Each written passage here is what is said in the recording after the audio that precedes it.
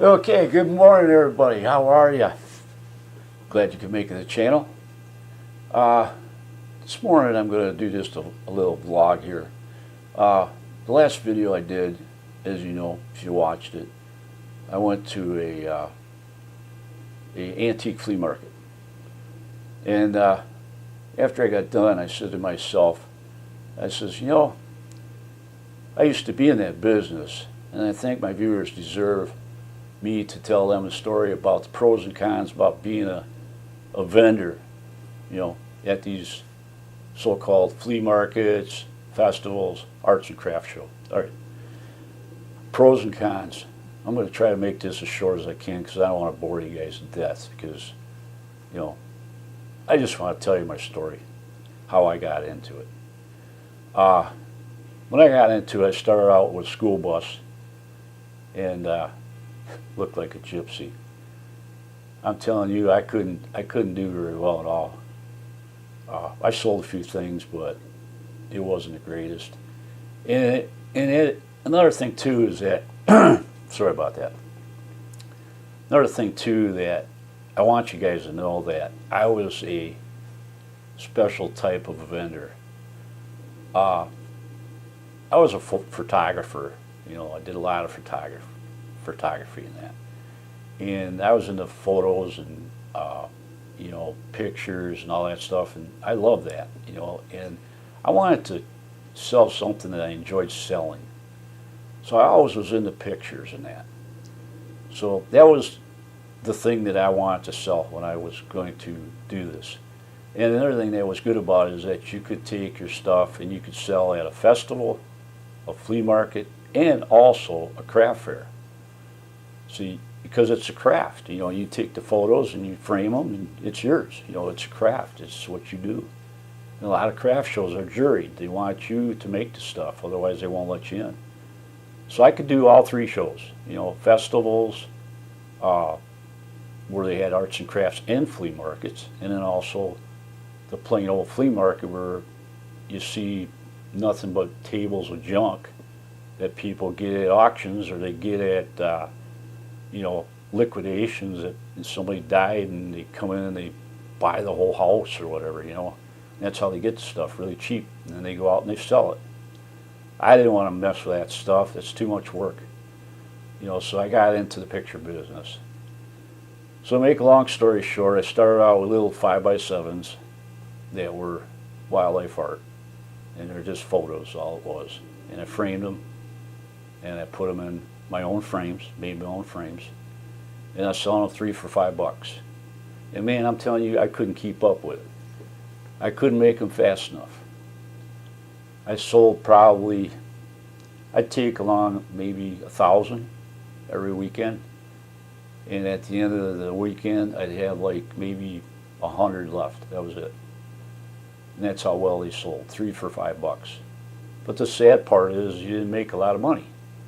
You know, you made like a couple $100 for the weekend after it was all said and done, which was okay. I mean, that's a good amount of money, but there's a lot of time involved in that. You know, you got your labor and all that, and you got to make all the stuff, all the frames. You got to staple all the pictures in. You got to cut the cardboard, and that's basically what I started with: school bus and 1,000 pictures of little 5x7s, and then I went into 8x10s to go with it, you know, and then the 16x20s, and that was a sorry mistake because they still bought the 3 for $5. Didn't sell many of the big ones.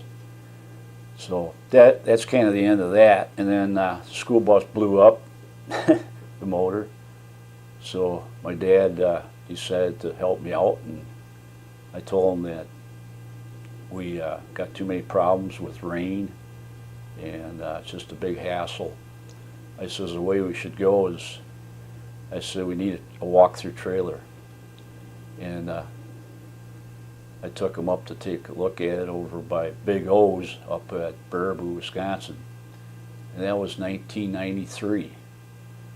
In 1993, I bought the trailer. My dad helped me out, and he bought it for me, and I borrowed the money from him. Brand new 24-foot trailer, enclosed, with a ramp on it, you walk right through. And I couldn't pull it home. The truck I had a bad tire on it. I didn't know it. It had a broken belt. And I got on the freeway and it was all over the road. And I says, this truck ain't pulling this trailer. We're going to get a different truck. Well, I come out to find out it was a tire. So I put a new tire on it and pulled the trailer fine. 75 miles an hour. Easy, piece of cake. Pulled like a dream. And then I had to get a camper put on there so I could have a place to sleep. So we had a slide-in camper on the back of the truck, so that worked out great. So, I want to just fly into the story. I can't tell you all the details, you get so bored with it. But I ended up graduating, getting out of the 5x7s and the cheap, throwaway pictures, I call them. And I got introduced to the starving artist business. And I found this in Elk Grove Village. It's called Art Distributors.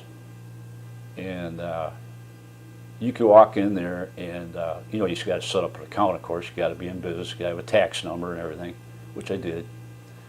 And you get established, and it's run by Koreans. It's all Koreans in there. And then they got some Spanish people that are working with them that staple all the artwork together. So when you walk in there, all you hear is pop, pop, pop, pop, pop, pop. They're popping nails or staples into the stretching canvases. And that's all you hear when you walk in there, because you buy them and they stretch them for you. But anyways, I goes in there, and they let you pick out your paintings, which I was fortunate to be able to do that because I only lived like 50 miles away from Elk Grove Village. So I could go in there and I could pick out what I wanted, what's sold. And normally people that are out of state, they place their order and then they pick out a selection of what they think is going to sell. Art distributors would do that. Well, that's not good because they like to stick about 20% of bad stuff that doesn't sell, so you're stuck with it. Then you got to blow that out for $10 a piece, and it just cheapens your whole theory of selling paintings. So I didn't like that idea. So by going down there and picking out my own stuff, I picked out the prime stuff that I knew was going to sell. Like lighthouses and waterfalls, and black and whites and the brown tones, and florals were terrible. They didn't sell. I wouldn't stock them at all. Florals, and then still life, like they call still life, like abstracts, that stuff. That stuff didn't sell. I kept a few around, and they'd sell periodically, but it just didn't sell very well. But here's the point. All right, I went from little tiny frames did a $700 show, back then. And I thought I was setting the world on fire. I come home and figure out what the profit was, and I made $200. Well, the $200 back then, you got to count your labor. So by the time you're done, you made about $50. So it was fun, but you didn't make any money. So by getting into the starving artist thing, I'd buy paintings for pennies. I mean, you could buy a 20 by 24 for I think it was $12.49. That's what it was, $12.49 for a 20 by 24. And then the frame was, I think, $8.90 some cents, something like that, to put on it. A beautiful frame, all made in Mexico. All came from Mexico. And I would buy this stuff like by the hundreds. I'd buy like $5,000 at a time. And I'd fill that big trailer up with paintings. I had 1,000 paintings with me all the time. 20 by 24s, 12 by 16s, sofa size. Sofa size sold really good. I was selling them for $149.95 at that time. And my cost was little or nothing. So it felt like a license to steal. The people were happy though. They were getting the stuff cheap. They loved it. I mean, brand new paintings. They looked beautiful. They had brand new frame, flawless. Uh, if you got a fresh batch of paintings that came in, you could actually smell them. You know, pull them up to your nose and you could smell the paint. It was so fresh. I mean, that's how well they were. And coming out of Korea, you know, some of them came out of Hong Kong also, I guess. And down there by the wholesaler, you know, he did all the buying. You go in there and you hear them talking on the phone, and you can't understand their language at all. I mean, they're just going nuts on the phone, and you're standing by and you don't have any clue what they're talking about. And then when he's all done, you know, then he talks English with you, and he's the nicest guy in the world, which I really enjoyed being down there. Them guys are just the nicest people in the world. And you know, you walk out with $5,000 and marks it on his board, you know, his invoice, and gives you an invoice, and never had to pay him a dime. And then you send him a check, you know, a couple weeks, you send him a check, and everything's happy. Just keep them happy. Keep paying for it, you know. I had a 30-day agreement with him, and I was going good. So, to make the story a little shorter here, I'm out selling this stuff, and I'm not selling them like I would like to, you know. People were buying them, but they were writing checks, and then they were paying cash. But it was slow. It wasn't going good. So one guy told me, he says, you know what you need? He says, to improve your sales. He says, accept credit cards. I said, how the heck am I going to do that? He says, no problem. You can do that mobile. You can do it right on the road. He says, you just swipe the card, take it home, run it through your machine, and you either get it declined or you get it, you know, approved. And a decline, if you get a declined one, it means that you're in trouble. Well, I didn't like that idea. This is, you're sitting there swiping cards, and how do you know that they're giving you a good card? Well, I'm going to tell you something. The people that buy paintings, they're really people usually that have got a lot of money. And I sold thousands of paintings over 12 years. I mean, thousands. And I'm telling you, I never had only but one decline. And after I found out it declined, I had called the person and asked them what the problem was. And he says, I have no recognition that we bought those paintings from you. So I canceled it out. And I says, I was talking to the lady, and in the background, a daughter had spoken out. And she had said to the mother, she says, you know, is that the guy that sold the paintings? Or you got that guy in line that's something to do with paintings? And she said, yeah. And she said, Mom, Dad bought those paintings for you for Christmas, and he was going to surprise you with them. And she started crying because her husband had passed. He went deer hunting and he got asphyxiated in his camper. Something went wrong with the heating system, and he got asphyxiated and died. And she just cried like crazy, and she couldn't apologize enough. And she says, I'm gonna go down and I'm gonna make it right, and make sure you get paid for those paintings. Because I mean, it was like 170 some bucks worth of paintings. So it was a sad situation, and I felt so bad for her. And I almost felt like saying, just forget it, you don't owe me anything, you know. And but she made it right, and everything went real smooth on that one. But that was the only one I had declined, and it was a real sad situation. I hated to hear that. So anyways, that's what I did. And then you probably want to know why I'm not doing it no more. Well, the reason I'm not doing it anymore is because, as you know, in 2001, the United States got attacked by terrorists. And after that happened on 9/11, everything dried up. And all us big guys that had big rigs out there, we all sat there and starved to death. Nobody was buying anything. So I ran for about 4 or 5 weeks after that, and nothing was happening. Sales just went to nothing. People would walk by, and that's about it. You had plenty of people, thousands of people. They walk by, and all they do is look. They wouldn't bother asking prices or buying anything. I mean, I sold a few, but not many.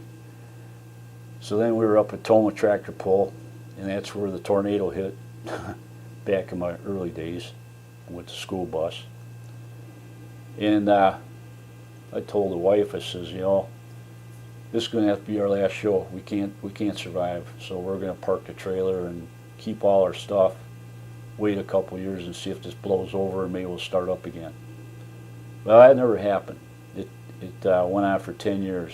Gas prices went sky high. We couldn't afford the gas to drive the truck. I remember going from Delavan, Wisconsin, all the way up Black River Falls, and it cost me $100 at that time. The gas was $1.84 a gallon. My truck got 7 miles a gallon pulling that big rig, and it cost me $100 to drive up there and drive back home, and that was part of the expenses. And when I got done at the end of the day, back in the good times, I'd come home with $2,000. You know, that was my gross sales. And out of $2,000, I make about, I don't know, pretty close to $1,000. You know, it's like 50% profit after all expenses. So that was a good show all the time. But then later, you get down to $700 show and you're losing money because it costs you almost that to get out there and do the show. So I just told the wife, I says, we're done. We're going to park it and that's it. And it took 10 years, and still to this day, I don't see anything happening with the big rigs. You know, the 40-foot mobile homes and the trailers like I had, the enclosed trailers. Everything you go to today in flea markets or craft fairs or any of that stuff, they're all 10 by 10 spots with a card table. And that's all you see. You don't see any big rigs out there no more. Selling sunglasses or selling t-shirts or any new products, you know. That's all gone. It's all history. You don't see it anymore. So hopefully it'll come back. Maybe someday it'll come back, but it ain't going to happen in my time. I'm done. But I've got everything sitting here in the garage, all the framing tools that I need if I want to get back into it. I want to try to get my kids started in it, but nobody's interested, so it's sitting here and waiting for somebody to take it off my hands. I'll probably have to give it all away eventually. But I thought I'd bring this story to you guys. It's something interesting, and maybe somebody's into this business and they like to hear my story on how I got started. There's a lot of detail that I left out. I could go on and on forever, but these are just the basics on the pros and cons about being a vendor. The cons are the weather. Seems like it always rains on a weekend. It always rains on a Saturday. And Sunday everybody's going home, so you're not going to make any money.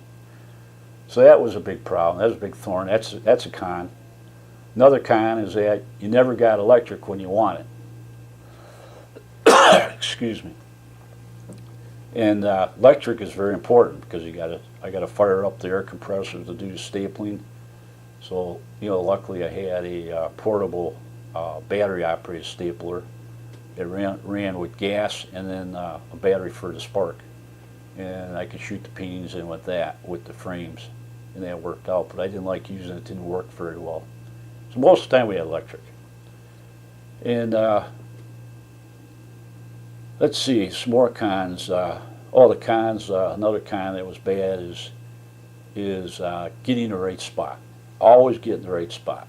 You want to have where the crowd's going to walk by. Everybody's going to walk by. You don't want to be in the back row. You don't want to be the very first guy. If you're the very first guy, Everybody's digging their wallets while they're walking in. They pass you right up. You don't even get no attention. You only get the attention when they walk out.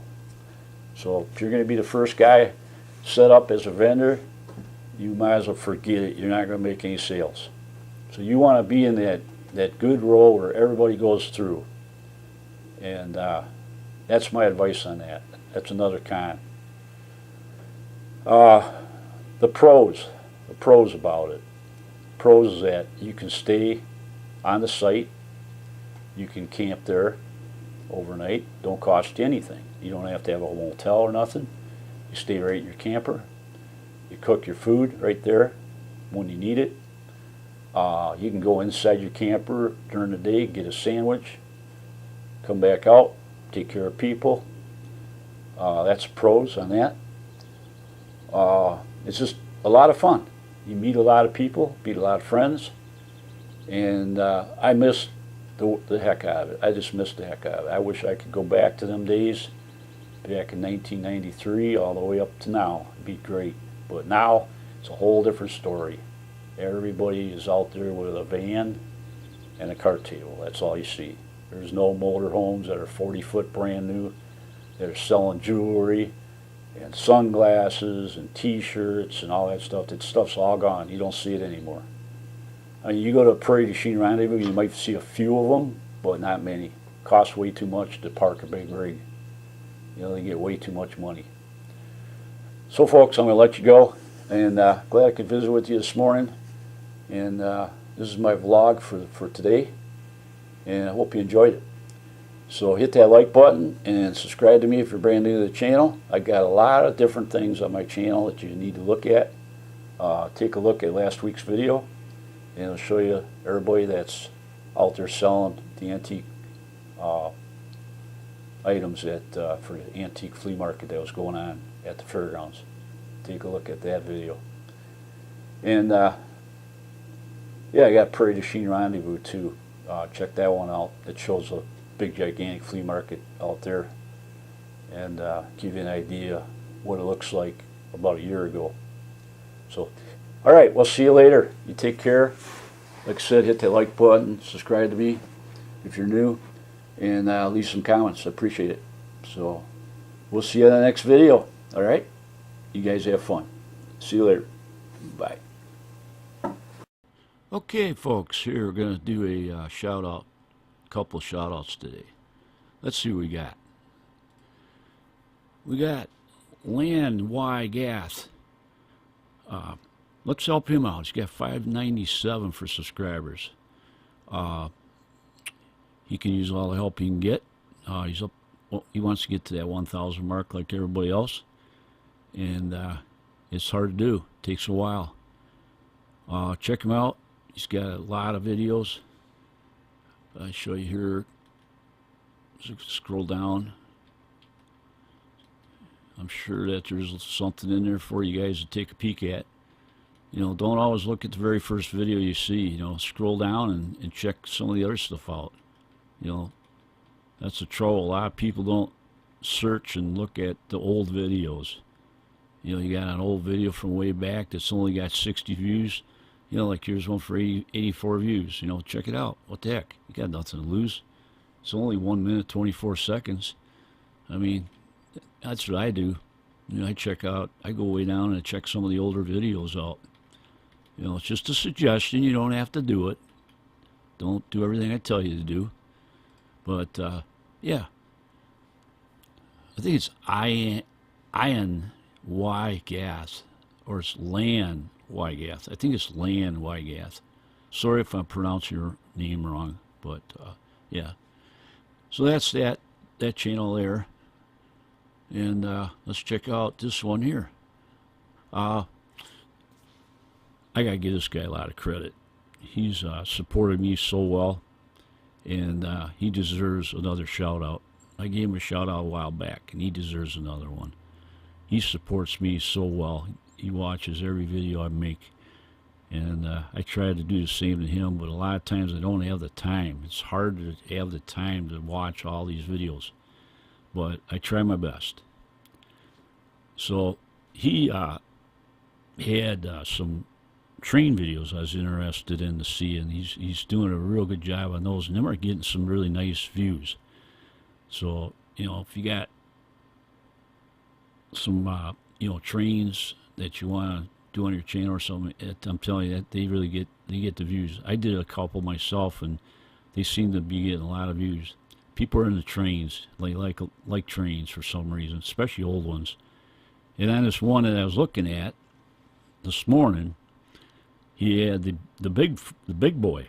You don't see too many big boys around. That's that locomotive, that big gigantic steam train, the biggest one they ever made in the world. You stand by the wheels and it's over your head. That's how big the wheels are. You know, so it's pretty interesting. You might want to take a look at that one. So that was the one I seen this morning. I watched quite a few of them this morning. But he's up to 729 subscribers. Let's get him up there 1,000. You could use the help. Let's see if we can help him. I would appreciate it, and he would appreciate it. Well, thanks guys for that. Let's get one more here. Let's check this guy out. Exploring America. He's got 154 subscribers. Let's try to get him boosted up. He can use some help.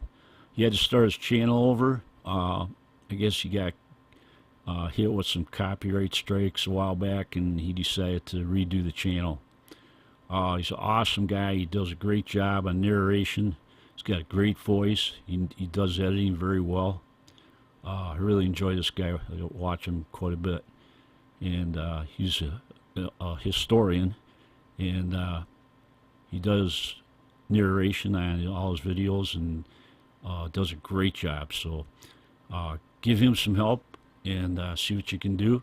Check him out. You at least subscribe to him, if anything else. If you don't like the channel, it ain't gonna hurt to subscribe. Don't cost you anything. You know, just hit the subscribe button and get his count up there, because everybody wants that 1,000 subscriber, because that's how you become a partner of YouTube, and then you can start getting a little money as you're making these videos. You know, it costs money to make videos today. I mean, you don't do it for free. Everybody thinks it's real easy to go out there and shoot a video and put it up on YouTube, and you're up and flying. You know, it's real easy. It don't cost nothing. Well, it costs a lot of money to do it. A lot of money for cameras and everything else. So I'm just asking you guys if you'd take a peek at these guys. Appreciate it. I always like to help these guys out. You know, every week I do, twice a week here lately, been doing shout outs for everybody, the ones that need the help. So I appreciate it if you take a peek. So thanks guys. This is it for today. I hope you liked my video on becoming a flea marketer or a vendor. It's a lot of hard work, and to start with, but once you get rolling, you start making money, it's a lot of fun. I really enjoyed that. So I hope you liked that video, and check out these guys on the end of the video here to subscribe to them if you like them. If you don't like them, I'd suggest still subscribing. It ain't gonna hurt nothing. It gets their count up. They really appreciate that. So thanks guys. We'll see you on the next video. All right. Goodbye.